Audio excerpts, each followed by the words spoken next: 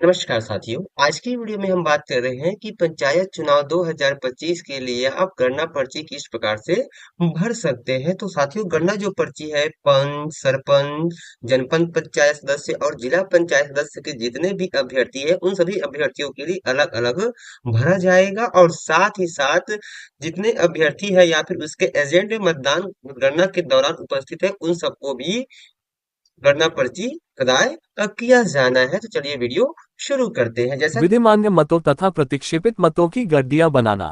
प्रत्येक अभ्यर्थी को मिले विधिमान्य मतों की 50-50 की गड्डियां बनाकर उन्हें रबर बैंड से बांध दें। अंतिम गड्डी में 50 से कम मतपत्र हो सकते हैं और इसी प्रकार यदि किसी अभ्यर्थी को प्राप्त कुल विधिमान्य मतों की संख्या 50 से कम हो तो उसकी एकमात्र गड्डी भी 50 से कम मतपत्रों की होगी। किसी एक अभ्यर्थी को प्राप्त मतों की सभी गड्डियां एक के ऊपर एक रखते हुए उन्हें रबर बैंड से बांध दें और उसके ऊपर गणना पर्ची लगा दें। गणना पर्ची का प्रारूप परिशिष्ट 28 में दिया गया है। प्रत्येक वार्ड निर्वाचन क्षेत्र में प्रतिक्षेपित खारिज किए गए मतों की एक अलग डी बनाई जाए तथा उसमें भी एक पर्ची लगाई जाए जिसका प्रारूप परिशिष्ट 29 में उद्धृत है।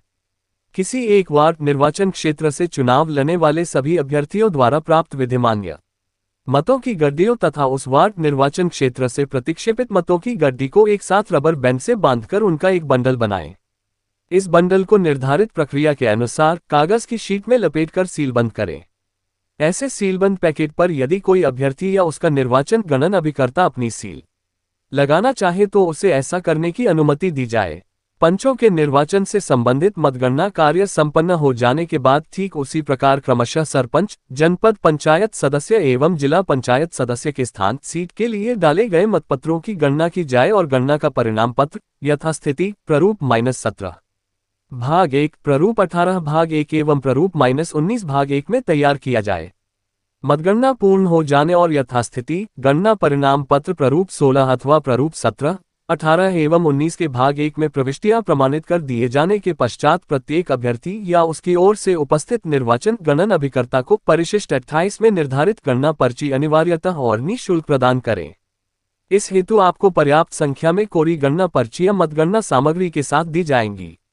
जैसा कि आपके सामने स्क्रीन पर दिखाई पड़ रहा है, पंचायत निर्वाचन परिशिष्ट ये 28 है। गणना पर्ची पंच, सरपंच, जनपद पंचायत सदस्य, जिला पंचायत सदस्य के निर्वाचन में प्राप्त मतों की जानकारी। यहाँ पे आपका विकासखंड का नाम आ जाएगा और यहाँ पे आपके मतदान केंद्र का नाम आ जाएगा। उसके बाद जब आप पंच अभ्यर्थियों के लिए गणना पर्ची तैयार कर रहे हैं तब आपको ये ग्राम पंचायत का नाम और यहाँ पे संबंधित वार्ड का क्रमांक आपको फिल करना है। उसके बाद आपको ये ग्राम पंचायत का नाम और ये जनपद निर्वाचन क्षेत्र का क्रमांक, जिला का नाम और ये आपका निर्वाचन क्षेत्र का क्रमांक आपको फिल नहीं करना है। उसके बाद सीधे आपको नीचे आ जानी है और यहाँ पे अनुक्रमांक में यहाँ पे आपको एक फिल कर देना है। फिर उसके बाद यहाँ पे अभ्यर्थी का नाम, तो यानी कि मान लीजिए कि आपके वार्ड क्रमांक 4 में 3 अभ्यर्थी हैं तो तीनों अभ्यर्थियों के लिए आपको अलग अलग गणना पर्ची तैयार करना है। उसे लिए हालांकि हर अभ्यर्थी के लिए आपको अलग अलग गणना पर्ची फिल करना है। तो यहाँ पे अभ्यर्थी का नाम आ जाएगा। उसके बाद अभ्यर्थी के पक्ष में दिए गए विधि मान्य मतों की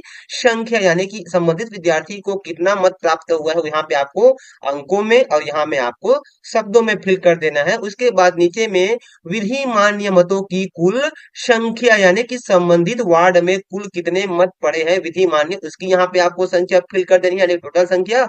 और प्रतिक्षेपित यानी कि खारिज मतों की संख्या यहाँ पे आपको फिल कर देनी है और यहाँ पे डाले गए मतों की कुल संख्या, यानी कि इन दोनों का योग आ जाएगा। उसके बाद यहाँ पे प्राधिकृत अधिकारी का सिग्नेचर रहेगा और यहाँ पे मतगणना स्थान का नाम और यहाँ पे मतगणना की तारीख। तो इस प्रकार से आपको पंच के लिए गणना पर्ची फिल करनी है वार्ड वाइज प्रत्येक अभ्यर्थी के लिए।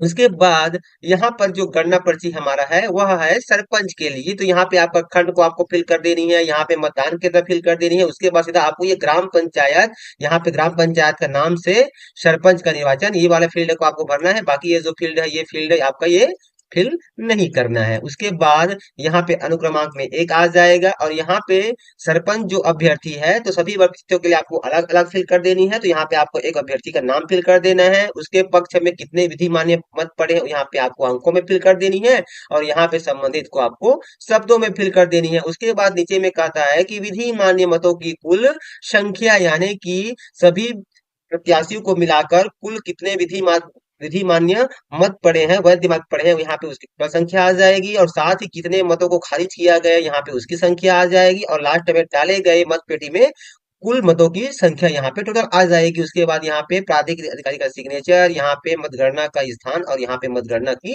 तारीख भरा जाएगा। उसी प्रकार से जनपद के मामले में आपको ये जनपद पंचायत के निर्वाचन क्षेत्र का क्रमांक यहाँ पे आपको फिल कर देना है, से सदस्य का निर्वाचन। उसके बाद सीधा आपको ये वाला कॉलम में आ जानी है, यहाँ पे अनुक्रमांक 1 हो जाएगा, यहाँ पे अभ्यर्थी का नाम और अभ्यर्थी के पक्ष में पड़े विधि मान्य मतों की संख्या यहाँ पे आपको अंकों में फिल करनी है, और यहाँ पे आपको शब्दों में फिल कर देनी है। उसके बाद विधि मान्य मतों की कुल संख्या, यानी कि सभी प्रत्याशी को मिला करके कितने विधि मान्य मत पड़े यहाँ पे उसकी कुल संख्या आ जाएगी।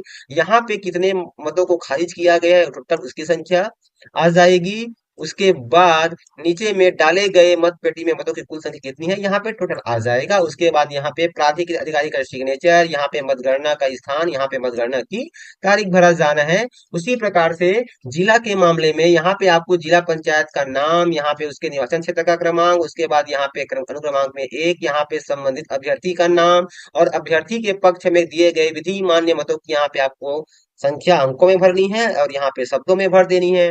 उसके बाद विधि मान्य मतों की कुल संख्या में टोटल कितने मत पड़े हैं सभी अभ्यर्थियों को मिलाकर के यहाँ पे उसकी टोटल संख्या आ जाएगी, और यहाँ पे प्रतिक्षेपित या फिर खारिज मतों की संख्या यहाँ पे आपको बता देनी है, और यहाँ पे डाले गए मतों की टोटल संख्या। उसके बाद यहाँ पे प्राधिकृत अधिकारी का सिग्नेचर, यहाँ पे मतगणना का स्थान और यहाँ पे मतगणना की तारीख भरी जानी है। तो साथियों, इस प्रकार से वीडियो में बताए गए प्रोसेस के अनुसार से आपको पंच, सरपंच, जनपद और जिला के प्रत्येक अभ्यर्थियों के लिए आपको अलग अलग इस तरह से गणना पर्ची फिल किया जाना है। तो साथियों, आज का वीडियो आपको कैसा लगा हमें कमेंट कर जरूर बताएं। इसी प्रकार की वीडियो पाने के लिए आप हमारे चैनल से जुड़े रहें। तो फिर मिलते हैं साथियों एक नई वीडियो के साथ, तब तक के साथियों नमस्कार, जय जोहार।